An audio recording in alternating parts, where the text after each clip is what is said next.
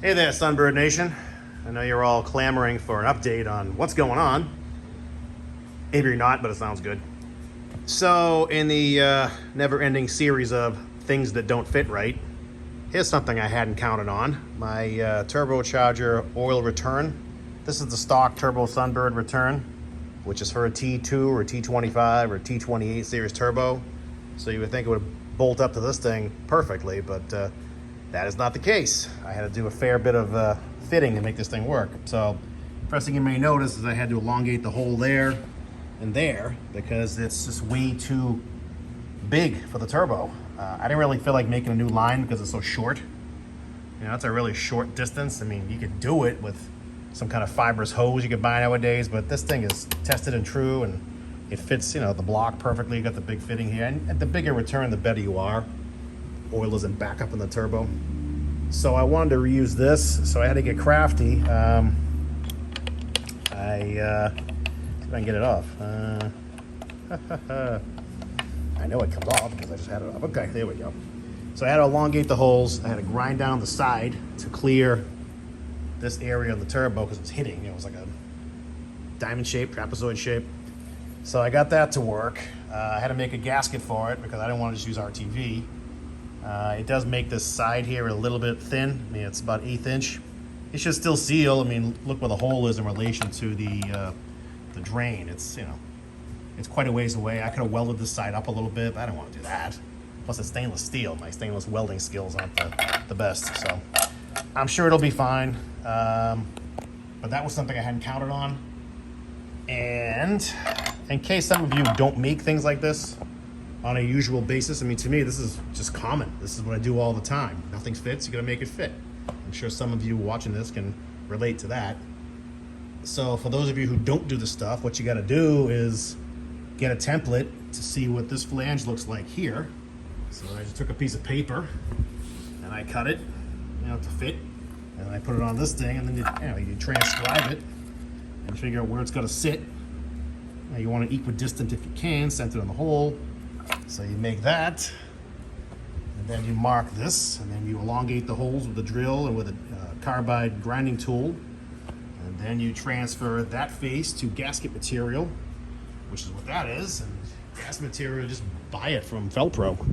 You know, here's a variety pack I picked up. It's cork, some kind of blue funky stuff, more cork. I guess a thin cork, thick cork, this fibroid shit, and this blue thing. You know, rather than just use silicone, man, that's only so good. I like to have something in there to be squished with silicone around it, just to hedge my bets. It's just the way I operate. So that's the story with that. I will. I'm not going to lock this thing up yet with RTV until I know that my turbo outlet piece here is all set. I have some studs coming. I have a donut gasket coming. To get that all figured out, I gotta mock up my front pipe because this outlet, I'm scanning around my shop as I'm talking, but I don't know where it went. I put it down someplace and I don't know where that place was. There's a cast iron turbo elbow that bolts the T, whatever this thing is, T2 series turbo, I'll call it. It's a GT something or other, I can't remember what it is. So I cannot use the T3 exhaust housing. Oh, there it is. You know, this is my original, this is my old T3 housing that bolted to the Super 60 turbo. And I had a 3-inch pipe I crafted with a 3-inch outlet, which is, you know, mucho big. That was my old lead down pipe, if you want to call it that, elbow, whatever you want to call it. This is a stock Sunbird turbo outlet. It bolts to a T2, T25 turbo. It's got a 2-bolt flange. This opening here is 2.4 inches. So I would like to get a 2.5-inch gasket. So I have a minimum of 2.5-inch front pipe. This is a 2.5-inch flanged Walker pipe. I'm going to try to utilize this. Once I get a second stud, this should bolt on there. I should take a conventional graphited donut. You know, I'm going to give up a little bit of horsepower by dropping down to only 2.5 inch, but considering the stock front pipe was 2 inch, it's still a big bump up. I mean, 3 inch is awesome, but it's, you know, way huge. And I don't know how to duplicate that with this. I really don't feel like crafting a whole new outlet. Funny story, when I bought my Turbo Grand Prix turbocharger way back in the 2000s, it came with a cut-off piece. It was like sheet metal that bolted to the turbo that had like a 2 1/4 inch flange, a pipe rather. They just sawed it off. So I've had that sitting in my basement forever. You might have saw it in a previous video when I was looking at stuff in my rafters. I thought about taking that and welding a 2.5 inch or a 3 inch pipe to that. I don't know. Let me mock this up, see how I like it. But there's some more finagling I gotta do. Funny having the motor sideways, huh? I didn't feel like pulling the turbo off because I went through hell to get this oil feed line on. It fits in here perfectly. My fibrous line, which I used to use, would have had to come in a weird angle. Would have been right behind the turbine housing. I didn't want it back there, and I want to bring it out front here because the exhaust pipe was there, to get to my oil feed. So I decided to just make one out of brake line. And it's 5/16 the whole way through. It fits back here perfect. Snakes back here perfect. It worked out great. It just had to, you gotta do all this stuff. It takes time. You gotta figure out the length, figure out the bends, cut and double flare the line, all that crap. It's just so time consuming. That's why you might be watching these videos going, what's taking this guy so long? It's like, well, again, I have a full-time job. I don't do this every day. I do it when I should be working or when I have a chance. I don't come here on weekends pretty much because I have family. So I sneak in time here when I can. So it's getting done little by little. It's almost done. I mean, this is just the picayune bullshit at the end.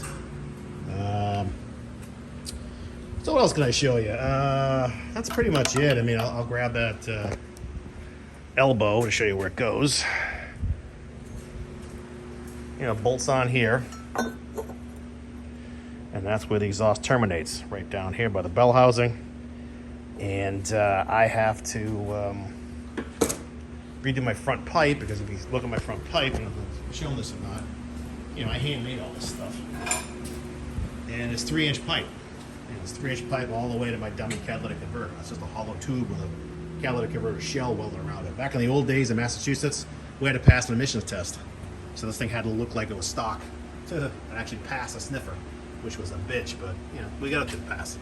So there's my 3-inch front pipe, which I can no longer use unless I modify that outlet to 3-inch somehow, which I have no idea how I did that, other than using that Grand Prix Turbo piece. But I'm not really in it to make maximum power anymore. I just want the car to run and drive reliably, be fun, and smoke the tires for 50, 60, 100 feet if I want to. You should do that pretty easily. I used to do it all the time in the old days. So that's where I'm at. I do have some metric bolts that came in. I think this is for my these are for the turbo housing. That bolts on that elbow I was just showing you. Just big master car, super high strength black oxide metric bolts. I think these are M8s in the back of this thing. So that's where I'm at. I will work with this elbow once I get my exhaust pieces from my friends at Amazon, and that kind of will bring us up to date. Once that's done, it's just a matter of screwing a few sensors in. I want to change the NOx sensor. I got to put the coolant sensor in the head for the temperature gauge. Just stupid stuff like that. I got to put a hose in my wastegate. I got to take this out. Just small stuff like that. So we're on our way. Maybe next time I do a video, it'll be bolted to the transmission. Who knows? We'll see. Talk to you later. Thanks for watching.